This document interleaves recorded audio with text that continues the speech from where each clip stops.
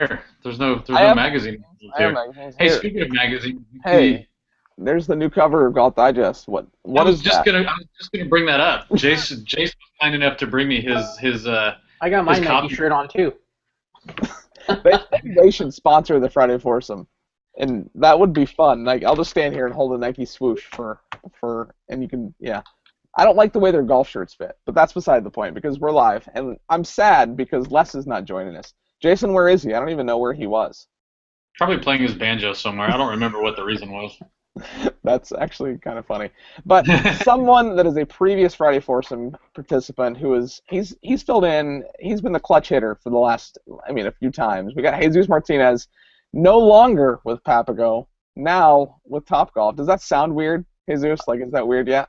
Very weird. It Yeah. is very it's been so long, but now it's nice. I open up my email, 0. I'm like, this is awesome. Love I'll it. start sending you like 20 a day because I would Okay. be able to open up my email and have 0. Now I gotta say I am upset that the G is not capitalized. That's my biggest complaint with Topgolf. The G is not capitalized. It should be a capital T and a capital G. Before I got the job, I always capitalized it. And then Yeah. I started to notice, hey, wait a second. It's not The T's capitalized. not capitalized. That's weird.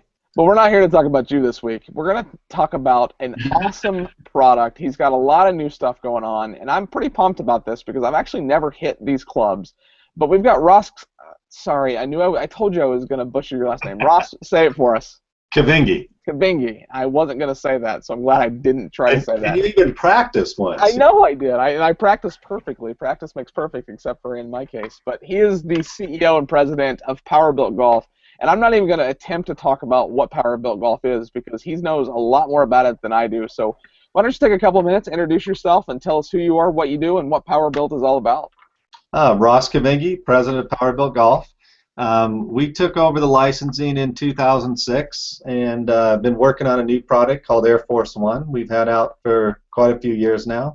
But going back, we work very closely. Hilrick and Bradsby, Louisville Slugger Bats is who we license from and work pretty closely with. There, as you know, do the bionic gloves, so they're still active in the golf aspect of it. But great heritage brand. You go back, I think, over the years and the transitions of some of the product that we've done, we've probably got away from a little bit of the history and heritage of PowerBilt as far as shapes, feel, look of the product, and it's kind of the direction we've taken the last few years, and it's been working real well for us. Well, that's really cool, and we're going to talk about your new products and talk about all the different things you're involved with, but you kind of alluded to it, and I have to ask, why orange? Orange is obviously a color of choice. I mean, you go to the website and in all of your marketing materials and your Twitter page and even the clubs themselves. Why orange? Is that your favorite color? It has always been orange. That's just the heritage of the company. And, it's funny when you look at Facebook posts and all of that and what gets the most reaction. Still to this day, we take the classic orange bag and do a post on that and get more hits and more shares. There's just a soft spot in people's heart for that old orange bag. And actually, we're doing a retro one that we're bringing back out this spring. Oh, that is awesome. I switched back. I didn't go orange, but I probably should have. And that's kind of funny that like we talk about colors because I got some new golf balls. Strixon has a new line of balls out that are supposed to be as good, if not better, than the Pro V1. And I don't know if I'm going to believe that. But I got the Tour yellow because I was like, if it's the same golf ball and it's yellow, it might be fun to play with a yellow ball. But that makes me think like orange balls. Like it might be neat to play with an orange golf ball. But anyway, totally unrelated. There was orange in the past in golf balls. I guess they just didn't take off as well and keep going. Let's bring that back. Let's bring that back. There you go. Jason, I guarantee you've got some colored golf balls in your bag. Do you have any orange golf balls? So talking about the orange, like we actually just picked up, I think it was a set of Nikes that were orange for Jason. That's what he's been playing with The here. clubs are orange? I've seen like the colored grips, but yeah, no, golf balls are orange. I'm pretty sure they're Nikes. Ooh, Like, because awesome. that's all Jace likes, so it's ridiculous. So. I wonder if someone from Nike is watching. Wink, wink. Sponsorship. Wink, wink. We mentioned you. We're wearing your shirt. Wink, wink. Well, speaking of junior golf, since that is my realm in this group, I know that you guys have a heavy involvement with TGA, the junior golf organization, and the Premier stuff. Can you talk about your affiliation with them and how you guys came to be? Yeah, we've been supplying the TGA product for 10 years, and they're actually in there just finishing up their 10th year anniversary. Joshua Jacobs, we worked with him very close. They had developed this relationship with H&B, and we took over in 2006. And, the thing is, there's a lot of platforms out there to get kids into golf. I like this aspect that we actually go to the schools, go to boys and girls clubs, go to churches, go to facilities where the kids are. And so we definitely reach a lot more kids than you would if it is a destination that they have to get to. I think their programs that they're working with, from an enrichment program, we're using both the platform of golf and tennis, and so it's really beneficial for kids, and it gives them the opportunity. And they do, we use real product for them. We've actually just acquired a franchise here locally. That's how much we believe in what they're doing, and so we are actually this fall just getting into a bunch of the grade schools out here and working that whole program. So another step, we also work pretty heavily with their foundation. We're one of the founding partners in their foundation, which that helps to fund kids. So if you have an under-resourced Class 1 school and the kids have lunch cards and can't afford it, they can qualify for scholarships, so we help fund the program for them. So it really does reach out to a different demographic. Good deal. Well, that's so awesome, just to see the different companies that are thought leaders in the industry, what they're doing to grow the game. And I actually posted in the golf community, I want to get to 100 comments because I want to see what other people, and it doesn't matter if you're just a golf pro or a weekend warrior, or you work for a company that has the ability to help grow the game, and to see what the future of this game looks like, and to see what people are doing to grow the game. So I know Zeus is doing it by having a lot of fun at Topgolf. I mean, not yet, but you will be soon.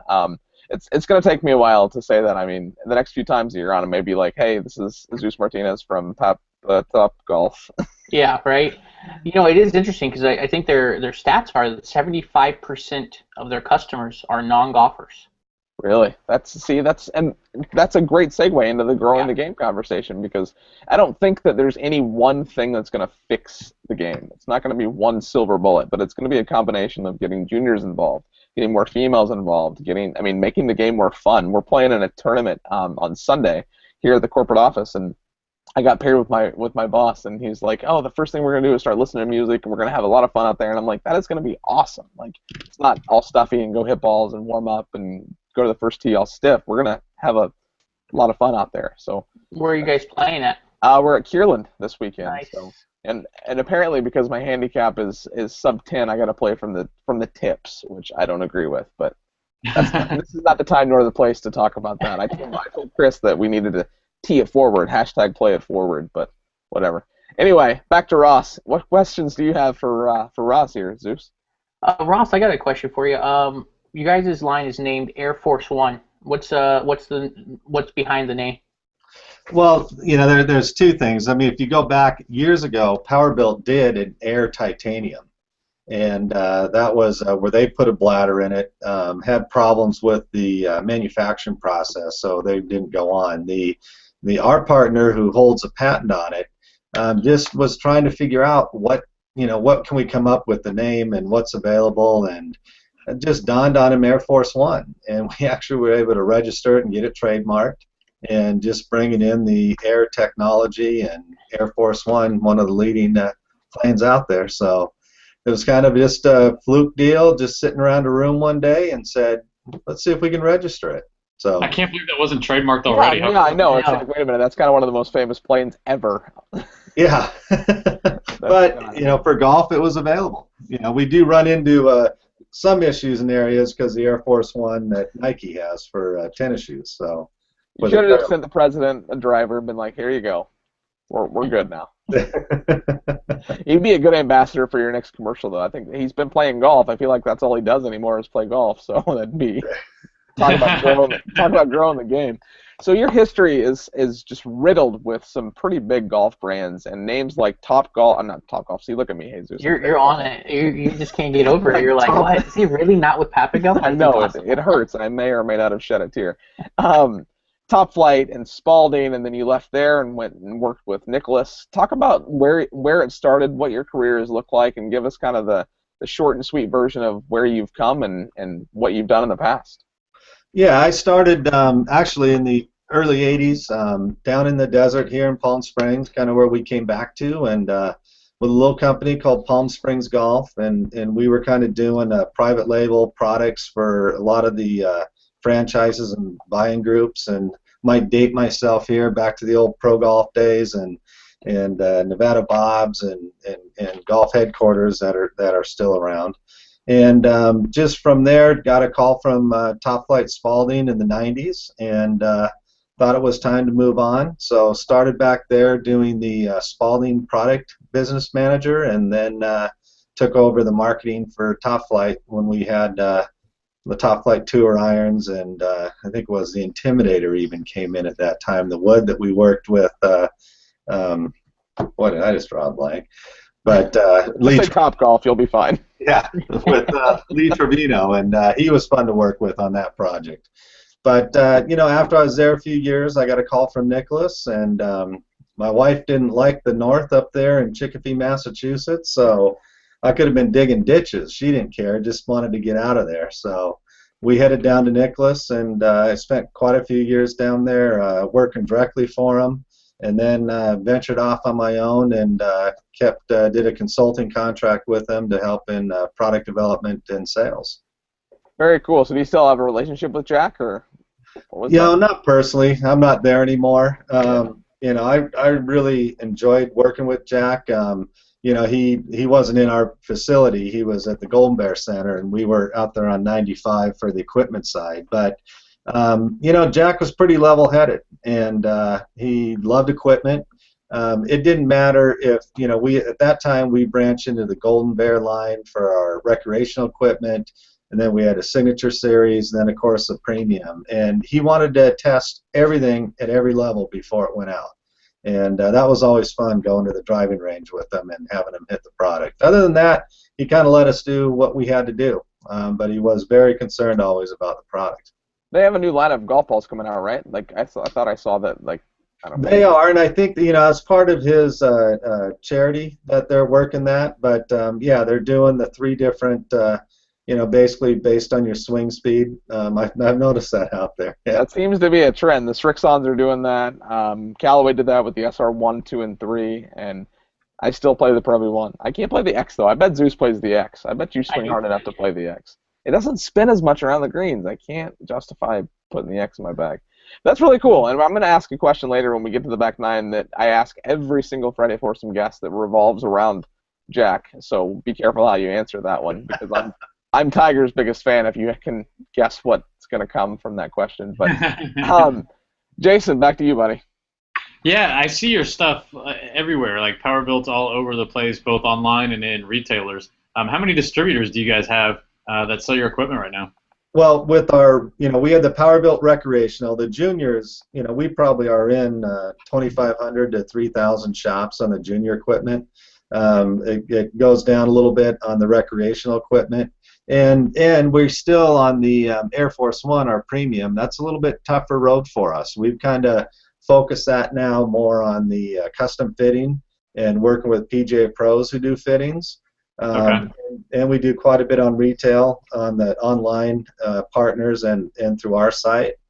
We found that at retail right now, it's kind of tough for us to compete, to go fill up a golf shop and play the markdown game and all of that. And so what we do with the Air Force One is really target the fitting. When I can get into a fitting environment where branding isn't as influenced and it's just based on performance, we win. And so we've kind of focused on that niche and done real well in that market. That's interesting. Okay, good point. Are the clubs there? I mean, they're USGA. I mean, you can use them. Yes. Yeah. Yep. You can go on the site. Yeah. Everyone always asks. Well, I only ask because I get a hard time because I play the Bomb Tech grenade driver, and guys give me such a hard time. They're like, "Oh, you hit that too far for that to be legal." So it's I don't even hit that far, but. And it's funny with a lot of the work we're doing and what's happened with the new shapes and everything. We're getting a lot more players of influence and a lot more interest in it. And a lot of people will hit it the first time and go, "Is this really legal?" And when you put it on the launch monitor, and that's where the results come out. We're increasing ball speed, We can reduce the spin because of the nitrogen and get a real nice flight trajectory, buoyant trajectory. But actually what happens with the nitrogen is when the face compresses, the pressure in the head reinstates the face. It brings it back quicker. So we stay within the characteristic of time. I think there it's what is it, 239? You have 239 milliseconds that the ball can stay on the face. Any longer, it's illegal because it's trampolining too much. But we're able to bring that face back faster, which gives us the increased ball speed. And that's been the key on the distance. I need to hit this club. This sounds like, I don't know, it might give the grenade a little bit of a run for its money here. I need to hit this thing. So I don't hit the ball very far like Zeus does, but Zeus, back to you. No, I don't hit the ball very far at all. Yeah, well, I want to hear about the UFC part of it, because I see you guys got all your UFC guys on here. So that seems like I something didn't out of even the ordinary understand for a that, golf so place. thank you for bringing that up, because I was like, why are there UFC guys? This is a golf website. What are we doing? So, yeah, thank you for bringing that up. Well, you know, it's two sides to this, and the first one is, you know, let's go back to the junior golf a little bit. We start out, we have a facility that we work with around the corner that's it's a physical fitness or physical therapy and golf fitness center here in Palm Desert, and they work through, you know, physical abilities to help improve the game. And one of the things that we've sat back and looked at what's wrong with the industry, and going back to what you said, there's not one fix, but if we can all do our part. You know, the game takes too long. People get fatigued. You know, we're losing players. They're getting bored with it. And we were trying to look at, you know, when we sit on our couch every weekend watching the pros hit the ball 20, 30 yards further, we become spectators of it, not participating in it. So what we looked at is, through fitness, can we improve the game? And as a manufacturer, can we do a part to help educate the consumer on that? And, you know, through this, we've been working with the fitness place, and we find out that they also do a lot of therapy and training with Cub, and that's how we met Cub Swanson and first got into this MMA side to it. And through this, when it gets to juniors, they invite the first tee over a lot to come in and use their facility. And they've kind of had some kids come over, but we set up a program where we had Cub Swanson in there working with them on the fitness side and getting more explosive energy. And next thing you know, first tee's calling up going, can we do this every week? And so from a kids aspect, and through the TGA, this last December, they had their annual meeting here for all their franchises, and they had their the gal who does their curriculum, who is a sports child psychologist, and I asked her, I go, are we pushing the envelope, bringing MMA even into the grade school environment? And she just right away goes, you're spot on. She goes, the problem that we have with kids in golf is retaining them. And if you can make it more edgy, you can make it more extreme, they're going to be more involved in it. They're seeing it every day through, you know, their smartphones, through their siblings, through their, you know, even their dads, and try and make it a little bit more edgy and fun for them. And that's the thing that we look at in juniors is we have all these platforms out there, and kids are getting involved. They're just not, we're not retaining them enough. And I think that's one of the ways. So, and it's been fun. Cubs picked up the game. He's been playing a year now. We found a huge crossover between the MMA guys who are golfers, but also look at golf as not as extreme enough. And so they're kind of like, you know what? If you're gonna, you know, make this a little edgier, more extreme, you know, that might be more interesting to us. So it has had a different aspect, and we've had a huge reach out through it, and got quite a bit of following on the MMA players. It's a big demographic out there. That is what a awesome. great marketing ploy. That's awesome. Yeah. Like, that's not where I would think, oh yeah, I play golf and MMA? No. Well, you know, it's funny. I was watching one of those UFC like reality shows. You know, when they do like the training and everything, they take them up to the fight. And one of the guys was doing a weigh-in, and he had an Easy Go golf cart shirt on. And I'm like, no way, Easy Go is sponsoring a UFC fighter, so it's really interesting to see this, because that's, you know, way out of the ordinary. Yeah. Well, if you look at from a training aspect, and I think what kind of interests me is you know, these guys aren't looking at, very, building large muscles. They're looking for, that trigger the small muscles, trigger the large muscles, and looking at that explosive energy and not really building bulk. And if you go through it, what do you always hear coming down the 72nd hole when a tour player all of a sudden starts pulling it left? The large muscles are taking over. So it really made sense to strengthen and speed up the small muscles that'll trigger the large muscles and be able to control that. So looking at his training philosophy and what he went through, I think it really does adapt to, and we're working with him to develop a fitness program for golfers. So what clubs are in your bag? Well, PowerBilt? We have a Player Series iron that I hit, and then also I do the full gamut all the way through, fairway woods, hybrids, driver. You guys do a putter too? I don't know if I saw a putter. We do. We did a putter, but that's a tough market, for us. Well, I mean, Callaway's only got 84 putters available right now. Exactly. So, I mean, it's not like you don't have a lot of competition. And it was funny because I was actually at an event on Monday talking to the Callaway guys, and they have a new line coming out. And I'm like, really? What are you going to get rid of? I'm still playing the white hot that I bought when I was in high school. It's like, nope, it's flat, it's got a stick on it, and it works. Yeah. Just carry on. And you anchor it to your belly, right? No, that's you who cheats.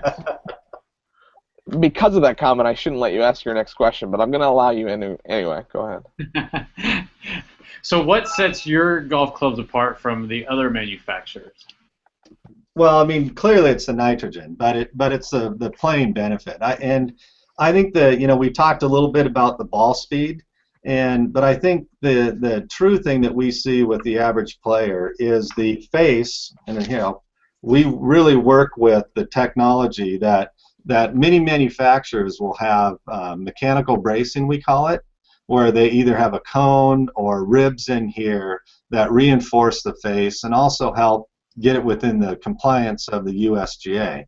We're able to, the whole face is one thickness. We don't have any reinforcement. We call it weightless support with the nitrogen. And so there's no hot spots or dead spots on the face. And what that enables the average golfer is, even if he's hitting it on the toe or hitting it on the heel, we see the maximum performance. And that's what the best thing I always hear people saying to me is, like, even when I hit this off the toe, I'm hitting it in the fairway and I'm still getting good distance. And so on average, and this is where I said, when we're going head-to-head with other manufacturers and on a monitor, out of 5 drives, that's where we really show the increase in distance, is on average. I mean, anybody hits the ball in the screws, it's going to go. It's once you start moving off the center of the face that we see the differential with our product. Very interesting, because I'm not one of those guys that always hits it smack in the middle of the face. So. I want to hit one. Like, so where can I, like, PGA Superstore? We were talking about that earlier. Can I go hit one there? Like, over in your area, we do have a couple club fitters. And so if you go on to our website to the Air Force One dealers, okay, we have them all listed throughout the country where they're at. Okay. Do you know who's in Scottsdale just off the top of your head? I don't. I should have known you guys would have asked me that question. What about Dallas? That's where Jason's based. I know we have a few in Dallas too. So that's funny. Yeah. Jesus, back to you. I'm looking it up. I want to see where they're at. No, I do too. Tell me. I don't want to be. Let's see, near us, Cool Clubs. Oh, no, that's close to me. Cool Clubs in Chandler, Arizona. Is there a Chandler location for Cool Clubs? Not that I know of. Yeah, there's supposedly, but that's interesting. ESI Golf, AccuRite, Bermuda Dunes Country Club, Lumpy's Disc Golf. Any of those past? Yeah, actually, those are all down in that area. So there's only like 3 locations in Arizona. Oh, okay. But yeah, I don't think I have any more questions. Oh, come on, you got to have one more. One more. It's just interesting. I like the blackhead. What's the difference there between the DFX Tour driver and the MOI driver? Obviously, I know MOI stands for moment of inertia, but what's really the 2 differences between those 2 drivers? Well, this year what we've done with that current model is it's the differentials between the shaft. When we do the tour, just to differentiate out, we're putting working with the OEM manufacturers.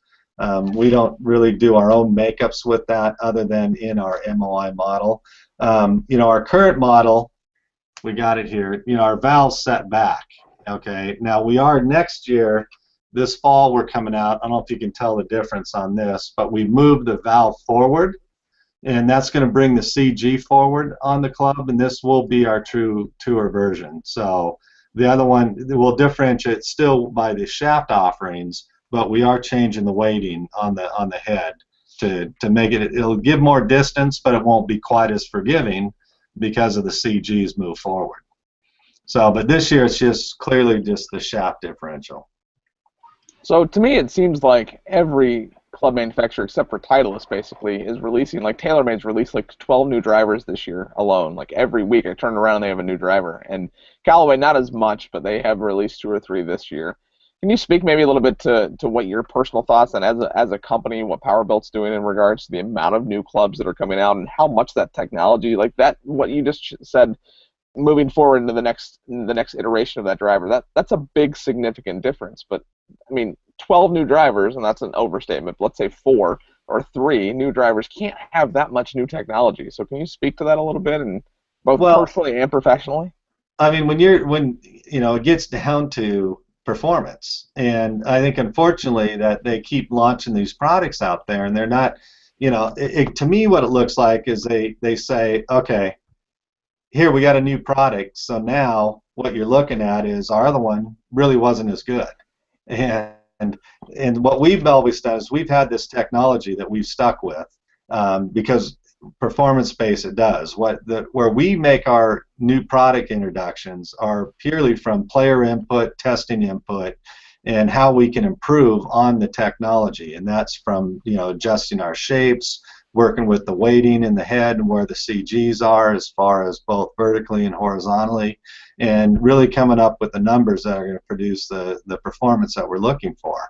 And so, I think, if we had the distribution they had, I'm not sure how we'd look at it. But with looking at the performance base of the product, it's if we can improve on it, we're going to introduce a new model. If we can't, we've kind of ridden some of our models almost 2 years. So it really varies on what we're working with.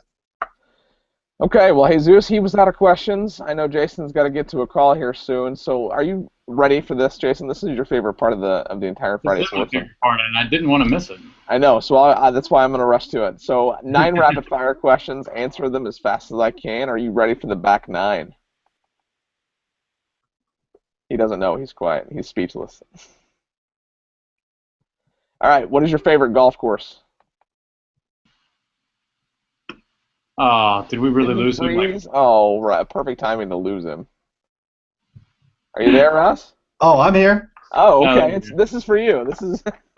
Oh, this is my rapid fire. This is your rapid fire. I'm sorry. Jason and I just think this is like the best part of the Friday Foursome. That I can see that. I was like, wow, he's not moving. Is he present? You know what I'm going to say for locally here, the one that's really fun for me to play is Stone Eagle. Okay. What's your handicap? 9.6. Favorite club in your bag? Favorite club in my bag? I'm going to have to say right now it's my driver. I'm hitting it pretty good. Beer or wine? Beer. Ooh, good answer. And I'm going to give a part 2 to that. Favorite brewing company? Pardon? Your favorite brewing company? My favorite brewing company? Well, I like Shock Top. Okay. Funny story. I'll tell you about that offline, but I got a funny story about that. Have you ever had a hole-in-one? One. Ooh, very nice. Favorite LPGA Tour player? Favorite LPGA Tour player? I like that always makes people think a little bit. I like that. And you're not allowed to just say Lexi because it's easy. No. You know what? I'm gonna go Michelle Wee right now not because she's on the cover, but we're trying to get Nike to sponsor us. Here was this young player who's this new phenom, and she's had to go through a lot of times and trials, and for her to come back right now, I think is pretty impressive. Yeah, and she's fun to watch. She's interesting to watch too. So, okay, this is the question that revolves around Jack. Will Tiger break Jack's record? It's interesting that if you looked at it originally, Jack they touted 20 majors. 2 of those were U.S. amateurs, and he changed that because Tiger had won 3. I think they knew that this was going to be a struggle, but I'm going to say I don't think he will. I think Okay. the time's running out, and Jack's going to hold on to it. This interview is over, and I'm just kidding. What is your favorite PGA Tour major? Let's talk about majors. Keep that going. Well, the Masters is the best. I mean, that is just unique of its own. Yep, and you got a picture of Augusta above you there, don't you? I do, Yeah, that's actually. what I thought. Awesome. And the final question, what is next for you, and what is next for PowerBilt? Well, I think the one thing that we're doing that we haven't done for a while is working to get back on the PGA Tour. We've hired a tour rep to get out there, talking to some people, getting some product in play. I think that's one of the things that we've been missing. Everyone always asks, what's on tour. We have a couple new products coming out, new hot fairway wood, couple new irons, doing a line extension on the Air Force One. So really focusing more on that. As you know, we've hired a new PR firm. We're getting it out there a lot more, trying to get more product in play. And, that's the biggest question from consumers, who's playing it. So we're going to address that.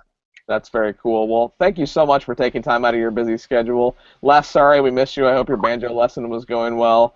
Jason, I know you got to rush off to a call. And Zeus, every Friday Foursome, I end it with a line that I always say, as Jesus Martinez says, but I'm not going to say it today because you're here. So will you do us the honor of closing today's episode of the Friday Foursome? Absolutely. So we just got to make more birdies.